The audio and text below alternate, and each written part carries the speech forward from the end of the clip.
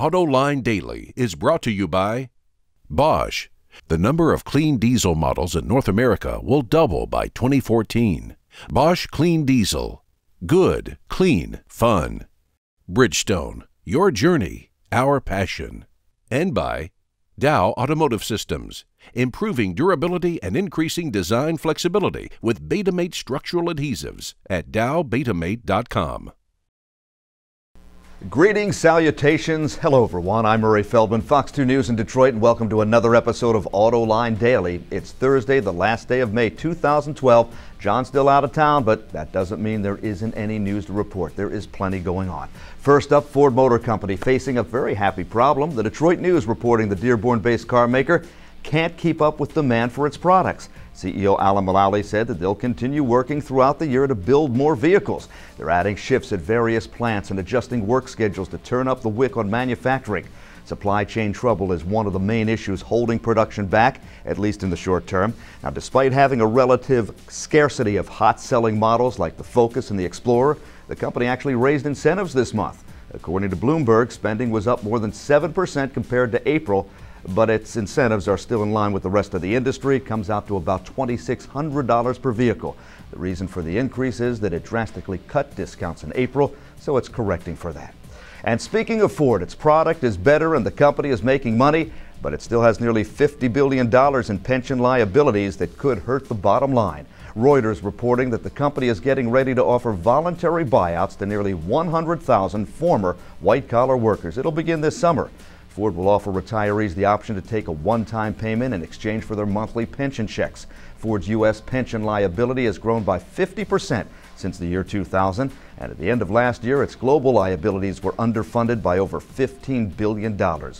More product news from Chrysler. Yesterday, we reported the company's dropping the Town & Country minivan. Now, Sergio Marchionne has stated that the Jeep Compass and the Patriot models will continue to be assembled at the company's plant in Belvidere, Illinois through 2014. After that, the Compass will be replaced by a new unnamed vehicle. The reborn Dodge Dart, also built in Belvidere, made headlines too. An SRT version of Chrysler's latest C-segment car is reportedly in the works. Marchionne said they're currently debating how big of an engine to put in it. I say go Hemi or go home. Daimler Trucks North America revealed a new big rig yesterday. The Detroit News reports the 2014 Freightliner Cascadia Evolution will be up to 7% more efficient than its predecessor. That's a huge improvement in fuel economy. Aerodynamic changes and a new Detroit-built engine are responsible for these gains. In controlled testing at an independent track, the Cascadia Evolution delivered almost 11 miles per gallon. It's Thursday, and that means it's time for another episode of Autoline After Hours. With McElroy away, the auto extremist will play. Peter DiLorenzo is at the helm tonight, and he'll be joined in the studio by Scott Burgess from AOL Autos and Gary Vasilash with Automotive Design and Production. Check out the live webcast. It starts at 6 p.m. Eastern Time at Autoline.tv. The head of Volkswagen of America, Jonathan Browning, says the company needs a mid-size utility vehicle in the United States. According to the Detroit Free Press, Browning says the company needs a vehicle to slot between the smaller TIGUAN and the larger TOUAREG. The new mid-size SUV could be built at its new assembly plant in Tennessee, but there's no time frame on when it might come out.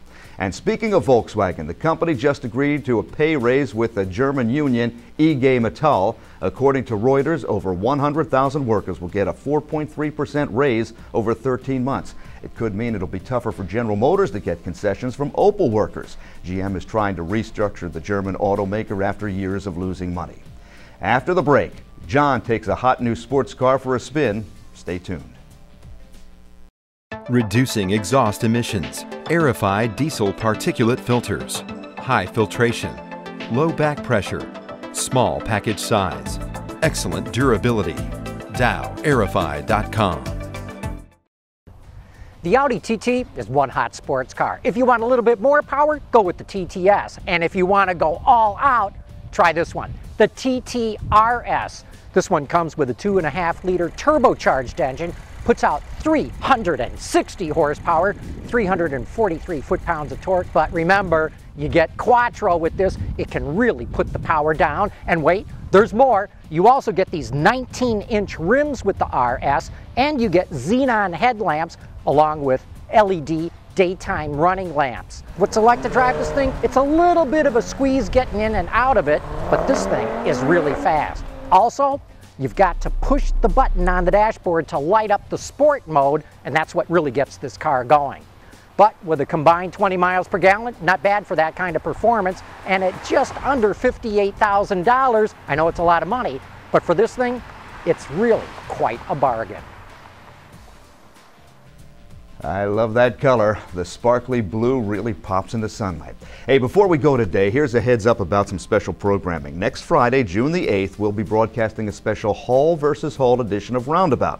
Jim Hall will grapple with twin brother Bob Hall in all things automotive. So tune in to that at 6:30 p.m. Eastern Time next week, Friday. But we also want topics for the Hall brothers to debate. You know, what's the best this, who built the worst that? Just email all your ideas to roundaboutshow@gmail.com. Once again, that's roundaboutshow@gmail.com, and we look forward to hearing your ideas.